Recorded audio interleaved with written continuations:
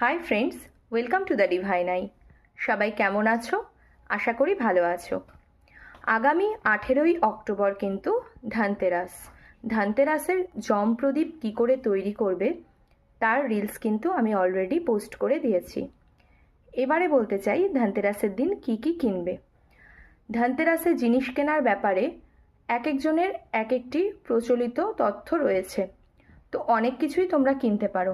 তার মধ্যে বিশেষত কি কিনবে সেটা আমি বলে দিচ্ছি।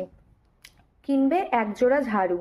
ঝাড়ু অবশ্যই দুটি কিনবে, একটি কিনবে না, ঠিক আছে? কিন্তু সেই দিন কিন্তু সেই ঝাড়ু ব্যবহার করবে না, পরের দিন থেকে সেটা ব্যবহার করবে। আর কিনবে এক প্যাকেট নুন। যদি সন্দক লবণ কিনতে পারো ভীষণ ভালো হয়।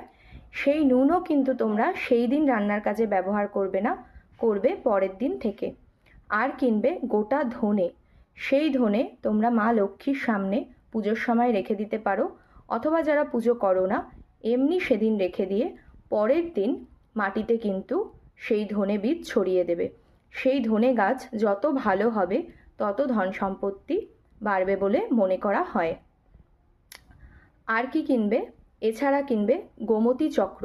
গোমতী চক্র যে কোনো দশকর্মার দোকানে তোমরা পেয়ে যাবে। 11টি গোমতী চক্র কিনবে, 11টি কড়ি কিনবে, এইগুলো কিনবে।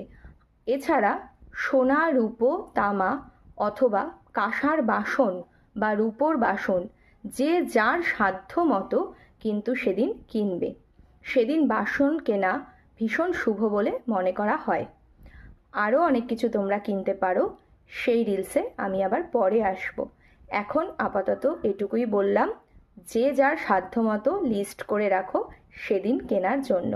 সন্ধেবেলার টাইমটা ভীষণ ভালো, বিকেল 5টার পর থেকে মোটামুটি 7টার মধ্যে তোমরা এইগুলো কিনে বাড়িতে নিয়ে আসার চেষ্টা করবে।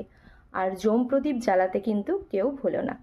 রিলসটা ভালো লেগে থাকলে অবশ্যই লাইক, কমেন্টস আর শেয়ার করতে ভুলো না। নিজেদের এনার্জি এক্সটেনশনের জন্য শেয়ার করাটা কিন্তু ভীষণ জরুরি। Thank you.